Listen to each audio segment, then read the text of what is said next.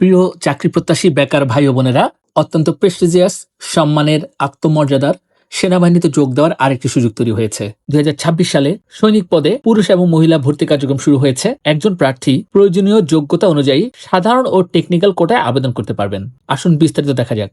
সৈনিক হিসাবে যোগদানের যোগ্যতা নিম্নরূপ: দুটি ক্যাটাগরিতে লোক নিয়োগ করা হবে, সাধারণ এবং টেকনিক্যাল। বয়স হতে হবে সাধারণ সৈনিক পদে 17 থেকে 22 বছর, টেকনিক্যাল পদে 17 থেকে 23 বছর। শিক্ষাগত যোগ্যতা এইচএসসি বা সমমান, যেমন মাদ্রাসা, কারিগরি বা উন্মুক্ত, তবে ন্যূনতম জিপিএ 3 পেতে হবে। বৈবাহিক অবস্থা: অবিবাহিত, তালাকপ্রাপ্ত বা তালাকপ্রাপ্ত যারা, তারা বিবেচিত হবেন না। শারীরিক মাপ: পুরুষ প্রার্থীর ক্ষেত্রে উচ্চতা ন্যূনতম 1.65 মিটার বা 5 ফিট 5 ইঞ্চি, বিভিন্ন ক্ষুদ্র নির্গোষ্ঠীয় সম্প্রদায়ের জন্য 1.63 মিটার বা 5 ফিট 4 ইঞ্চি।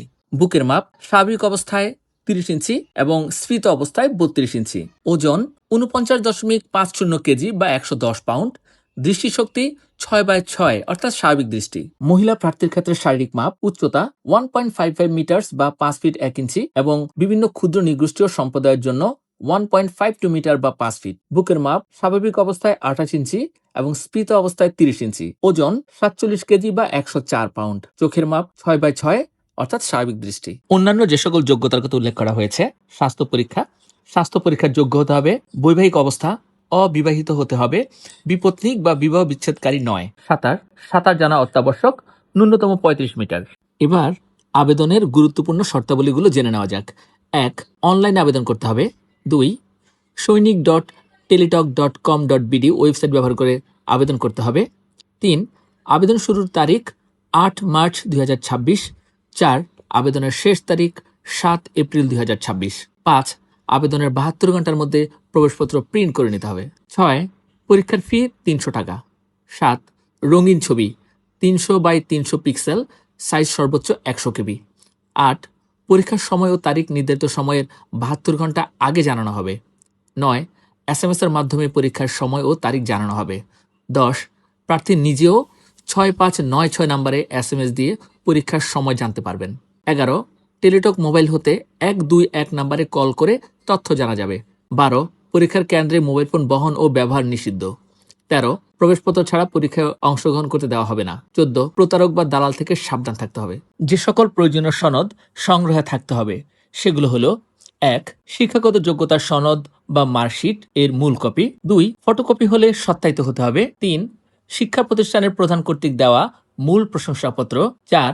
প্রশংসাপত্রে স্থায়ী ঠিকানা ও জন্ম তারিখ উল্লেখ থাকতে হবে। 5. ইউপি চেয়ারম্যান কর্তৃক দেওয়া নাগরিকত্ব ও চারিত্রিক সনদ। 6. অভিভাবক এর সম্মতিপত্র, চেয়ারম্যান কর্তৃক এটি সত্যায়িত হতে হবে।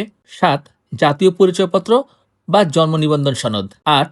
মা বাবার জাতীয় পরিচয়পত্রের সত্যায়িত ফটোকপি। 9. টেকনিক্যাল ট্রেডের ক্ষেত্রে কোর্স সপক্ষে সনদ। 10. ড্রাইভারের ক্ষেত্রে লাইসেন্স। 11. এসএসসি বা এইচএসসি পরীক্ষার প্রবেশপত্র। 12.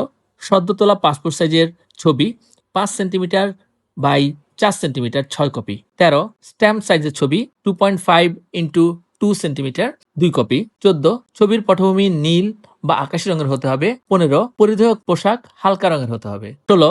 সকল কাগজপত্র প্রথম শ্রেণীর গ্যাজেটেড কর্মকর্তা কর্তৃক সত্যায়িত হতে হবে। 17.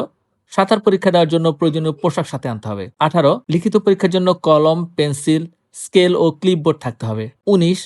টেইলর প্রার্থীর ক্ষেত্রে টেইলরিং প্রশিক্ষণের সনদ থাকতে হবে। 20. ক্ষুদ্র নৃগোষ্ঠী এর রাজা, প্রধান, সিটি কর্পোরেশন বা ইউপি চেয়ারম্যান কর্তৃক সনদ থাকতে হবে। প্রার্থী নির্বাচন পদ্ধতি: 3 ধাপে প্রার্থী নির্বাচন করা হবে: লিখিত পরীক্ষার মাধ্যমে, স্বাস্থ্য পরীক্ষার মাধ্যমে এবং সাক্ষাৎকারের মাধ্যমে। লিখিত পরীক্ষায় বাংলা, ইংরেজি, অঙ্ক, সাধারণ জ্ঞান এবং বুদ্ধিমত্তার উপর প্রশ্ন থাকবে। নিয়োগের শর্ত অনুযায়ী 5 শ্রেণীর প্রার্থী নিয়োগের অনুপযুক্ত হবেন: 1. সরকারি চাকরি হতে বরখাস্তকৃত। 2. ফৌজদারি মামলায় দণ্ডপ্রাপ্ত। 3. সামরিক প্রশিক্ষণ হতে প্রত্যাহার বা বরখাস্তকৃত। 4. চলমান মামলা বা বিচারাধীন মামলা আছে এমন ব্যক্তি। 5. দ্বৈত নাগরিকত্ব থাকলে। চাকরি প্রত্যাশী বন্ধুগণ, আপনারা এই ধরনের ভিডিও আরও পেতে চাইলে আমাদের চ্যানেলটি সাবস্ক্রাইব করবেন। এছাড়া আপনার ভাই বোন, আত্মীয় স্বজন, পাড়া প্রতিবেশী, বন্ধু বান্ধব কারো প্রয়োজন হলে এই ভিডিওটি তাকে শেয়ার করতে পারেন। এই নিয়োগ সম্পর্কে বিস্তারিত জানতে চাইলে মূল নিয়োগ বিজ্ঞপ্তিটি দেখুন। ধন্যবাদ সবাইকে।